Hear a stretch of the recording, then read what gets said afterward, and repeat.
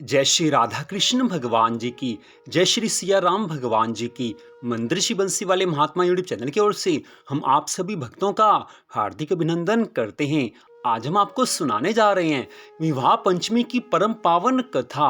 विवाह पंचमी अर्थात भगवान राम और माता सीता के विवाह का वह दिन जिस दिन माता सीता जी का विवाह भगवान श्री राम जी के साथ हुआ था, उस दिन को विवाह पंचमी के नाम से जाना जाता है। तो आज हम आपको विवाह पंचमी की कथा, विवाह पंचमी का शुभ मुहूर्त और विवाह पंचमी के दिन किस तरह से भगवान की पूजा करनी चाहिए, किस तरह से वो सारा दिन बिताना चाहिए, वो सारी जानकारी आज की इस वीडियो में हम आपको देने जा रहे हैं।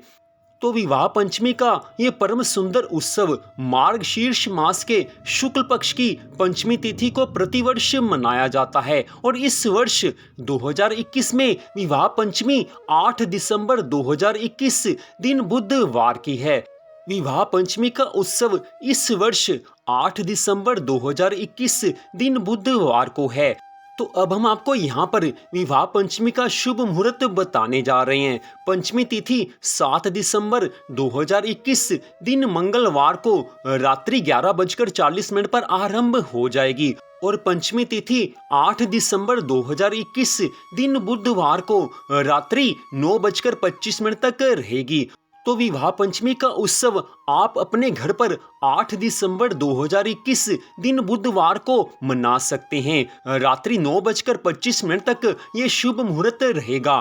तो अब हम आपको यहाँ पर विवाह पंचमी कैसे घर पे मना सकते हैं ये सारी जानकारी देने जा रहे हैं। उसके बाद हम आपको विवाह पंचमी की कथा सुनाएंगे। तो सबसे पहले विवाह पंचमी का उत्सव आप अपने घर पर मनाना चाहते हैं तो आप इस प्रकार से ये सारे कार्य करें। तो विवाह पंचमी के उत्सव को मनाने की विधि इस प्रकार है। आप विवाह पंचमी अर्थात 8 दिसंबर 2021 दिन बुधवार को प्रातःकाल जल्दी उठकर नहा धोकर साफ सुथरे वस्त्र धारण करके भगवान श्री सिया राम जी का पूजन करें। अगर आपके घर में भगवान श्री सिया राम जी की मूर्ति है अर्थात अर्चा विग्रह है तो आप भगवान को पहले नहलाएं, उसके पश्चात उनको सुंदर वस्त्र धारण करवाएं। और अगर आपके घर में भगवान श्री सिया राम जी की मूर्ति अर्थात अर्चा विग्रह नहीं है तो आपके घर में भगवान श्री सिया राम जी का जो सुंदर चित्र है आप उनकी पूजा करें। चाहे आपके घर में भगवान जी की मूर्ति हो चाहे सुंदर चित्र हो, पूजा की विधि एक जैसी ही है। पूजा की सामग्री में पुष्प, फल, जल, तुलसी दल और साथ में कोई मिठाई होनी चाहिए। इन सभी चीजों से आप भगवान का पूजन करें और हो सके तो आप फूल माला लेके जरूर आएं। भगवान श्री सिया राम जी की मूर्ति पर अर्थात अर्चा विग्रह पर या भगवान श्री सिया राम जी के सुंदर चित्र पर आप उस पुष्प माला को अवश्य चढ़ाएं। इससे भगवान की अनंत कृपा मिलती है और इस तरह से आप भगवान का पूरी श्रद्धा भावना से पूजन करें। और भगवान श्री सिया राम जी के विवाह की जो सुंदर चौपाइयां हैं वो श्री रामचरितमानस के बालकांड में दी हुई हैं, उसका भी आप पाठ करें या आप उसको सुन सकते हैं। तो श्री रामचरितमानस का पाठ करना इस दिन सबसे ज्यादा शुभ माना गया है और इसके पश्चात आप सारा दिन प्याज लहसुन आदि का प्रयोग ना करें। प्याज लहसुन इस दिन आप मत खाएं। मांस मदिरा का सेवन ना करें। कोई भी तामसी वस्तु इस दिन आप ना खाएं और दोपहर के समय आप भगवान जी को सुंदर भोग लगाएं। उसके पश्चात सायंकाल में भगवान श्री सिया राम जी का फिर से पूजन करें। पूजन के पश्चात भगवान श्री सिया राम जी की आरती करें।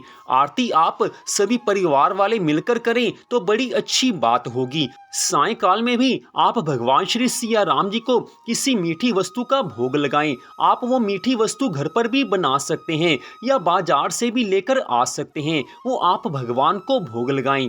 उसके पश्चात प्रसाद रूप में आप सब परिवार वाले ग्रहण करें। इससे भगवान की अनंत कृपा मिलती है। सारा दिन भगवान श्री सिया राम जी के मंगलमय नामों का जाप करते रहें। भगवान इससे प्रसन्न होते हैं और मनुष्य के जीवन में सुख, संपत्ति और आनंद आते हैं। और हमारे हिंदू धर्म ग्रंथों में स्पष्ट बताया गया है कि विवाह पंचमी के दिन जो भक्त भगवान श्री सिया राम जी का पूजन करते हैं, अगर उनकी कुंडली में कोई दोष भी हो तो वो दोष भी मिट जाता है। जो भक्त विवाह पंचमी के सुंदर उत्सव को अपने घर में श्रद्धा भावना से मनाते हैं, अगर उनका विवाह ना हो रहा हो तो उनका विवाह भी हो जाता है और उन्हें मन चाहे जीवन साथी की प्राप्ति होती है। विवाह पंचमी को श्री राम पंचमी या विहार पंचमी के नाम से भी जाना जाता है। इस दिन नाग देवता की पूजा अर्चना का भी विधान है। तो अब हम आपको यहाँ पर सुनाने जा रहे हैं विवाह पंचमी की परम सुंदर परम पावन कथा, कि जिस कथा को सुनकर भगवान की अनंत कृपा मिलती है। आप इस कथा को पूरी श्रद्धा भावना से सुने। हमारे हिंदू धर्म ग्रंथों के अनुसार माता सीता का जन्म धरती से हुआ था। माता सीता धरती में से अवतार ग्रहण करके इस धराधाम पर आई थी। महाराज जनक हल जोत रहे थे, तब उन्हें एक सुंदर बालिका मिली और उसे वे अपने महल में ले आए और पुत्री की तरह पालने लगे हैं। उन्होंने उस पुत्री का नाम सीता रखा। लोग उन्हें जनक पुत्री सीता या जानकी कहकर पुकारते थे। सारा संसार जिनकी पूजा आराधना करता है, आज वही सीता माता श्री जनक जी के राजमहल में बड़ी सुंदर लीलाएं कर रही हैं। और हमारे हिंदू धर्म ग्रंथों के अनुसार बताया गया है कि एक बार माता सीता ने मंदिर में रखे हुए भगवान शिव के धनुष को उठा लिया था। उस धनुष को परशुराम के अलावा किसी ने नहीं उठाया था।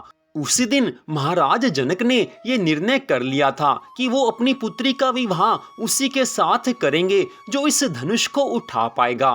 फिर कुछ समय बाद माता सीता के विवाह के लिए स्वयंवर रखा गया। माता सीता के विवाह के समय स्वयंवर के लिए कई बड़े बड़े महारथियों, राजाओं, राजकुमारों को निमंत्रण भेजा गया। विश्व भर के सभी राजाओं को निमंत्रण भेजा गया। उस स्वयंवर में महर्षि विश्वामित्र जी के साथ मर्यादा पुरुषोत्तम भगवान श्री रामचंद्र जी महाराज और उनके छोटे भाई लक्ष्मण जी भी दर्शक दीर्घा में उपस्थित थे। स्वयंवर शुरू हुआ और एक एक करके सभी राजा, बड़े बड़े महाराजा, बड़े बड़े धुरंधर, बड़े बड़े महाप्रतापी, रावण जैसे महाप्रतापी और कई राजकुमार आए हैं, लेकिन उनमें से कोई भी भगवान शिव के धनुष को उठाना तो दूर, उसे हिला भी नहीं सका है। आज यह देखकर राजा जनक मन में बड़े दुखी हुए हैं और सोचने लगे हैं कि क्या मेरी पुत्री के लिए कोई भी योग्य वर नहीं मिलेगा।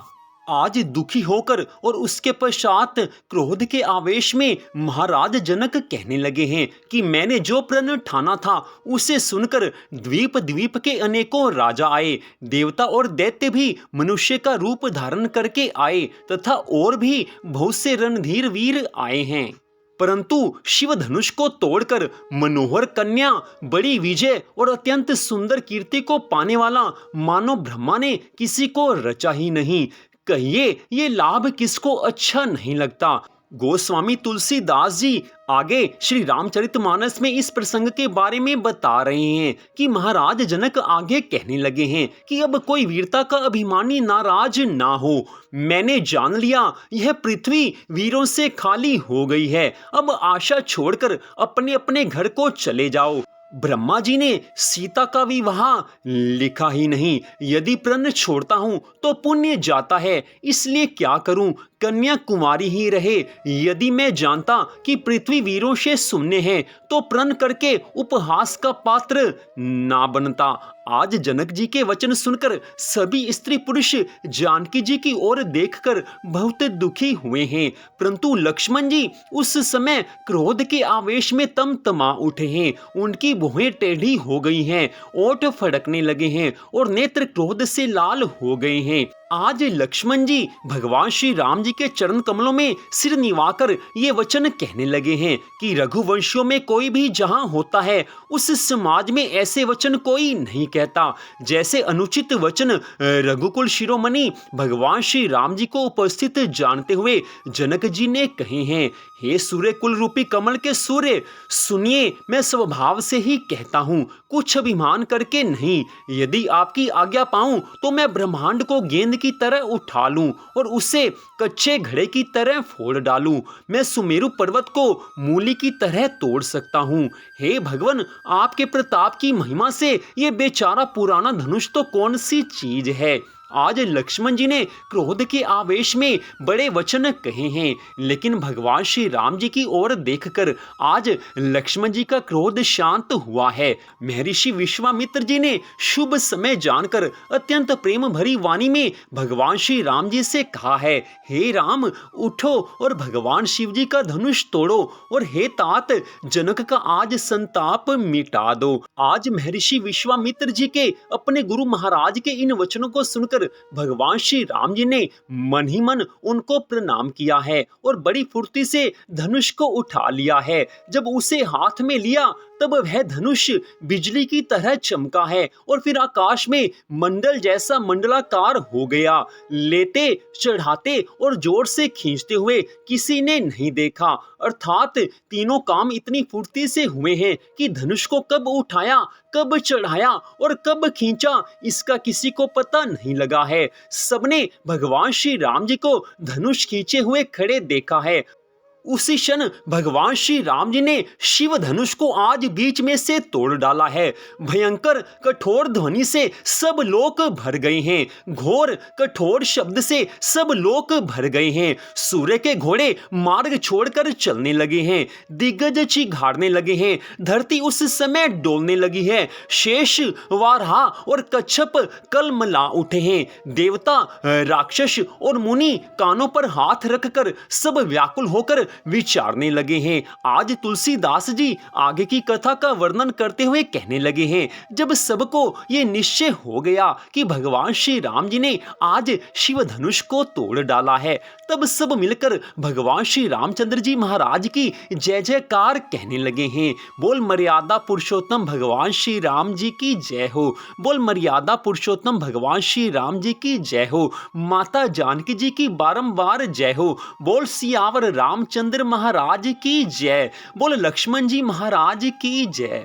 आज जानकी जी ने, माता सीता ने मर्यादा पुरुषोत्तम भगवान श्री राम जी को परम सुंदर जयमाला पहनाई है। आज सभी प्रसन्नता से भगवान श्री सिया राम जी की जय जयकार करने लगे हैं। बोल सियावर रामचंद्र महाराज की जय। आज जनक राज जी के मन में, उनकी धर्म पत्नी के मन में, सब जनक वासियों के मन में जो आनंद के सागर उमड़ रहे हैं, उसका वर्णन शेष, महेश और गणेश भी नहीं कर सकते हैं। आज माता सीता के मन में जो परम आनंद हिलोरे ले रहा है। इसके पश्चात गोस्वामी तुलसीदास जी महाराज जी ने आगे की कथा का वर्णन करते हुए कहा है कि महाराज जनक ने आज महाराज दशरथ और सब अयोध्या वासियों को जनकपुर में आने का निमंत्रण भेजा है, ताकि जानकी जी के साथ मर्यादा पुरुषोत्तम भगवान श्री राम जी के विवाह की बाकी विधि संपन्न हो सके। इसके पश्चात दशरथ जी महाराज इस निमंत्रण को प्राप्त करके अयोध्या वासियों सहित जनकपुर में आते हैं और भगवान श्री राम जी का विवाह होता है। साथ में लक्ष्मण जी का और भरत और शत्रुघ्न जी का विवाह भी होता है। जो माता जानकी और भगवान श्री राम जी के इस विवाह की कथा को सुनता है, उसके जीवन में सुख, संपत्ति, आनंद आते हैं और भगवान ऐसे भक्तों पर अपनी अनंत कृपा करते हैं। तो मंदिर बंसी वाले महात्मा यूट्यूब चैनल की ओर से आपने विवाह पंचमी की परम सुंदर कथा सुनी है और सारी विधि सुनी है कि किस विधि से विवाह पंचमी के उत्सव को घर पे मनाया जा सकता है। इस कथा से संबंधित कोई प्रश्न आप पूछना चाहें तो कमेंट बॉक्स में कमेंट करके पूछ सकते हैं। भगवान श्री राम जी की कृपा से उस प्रश्न का उत्तर अवश्य दिया जाएगा। तो इस कथा को सुनने के लिए आप सबका हार्दिक धन्यवाद। भगवान श्री राधा कृष्ण जी की, भगवान श्री सिया राम जी की अनंत कृपा सदा आप सब पर, आपके परिवार पर बनी रहे। इसी मंगल कामना के साथ जय श्री राधा रानी सरकार की, जय श्री कृष्ण भगवान की, जय श्री सिया राम जी भगवान की, जय विवाह पंचमी उत्सव की। जय जय श्री राधे, जय जय श्री राधे, जय जय श्री राधे श्याम।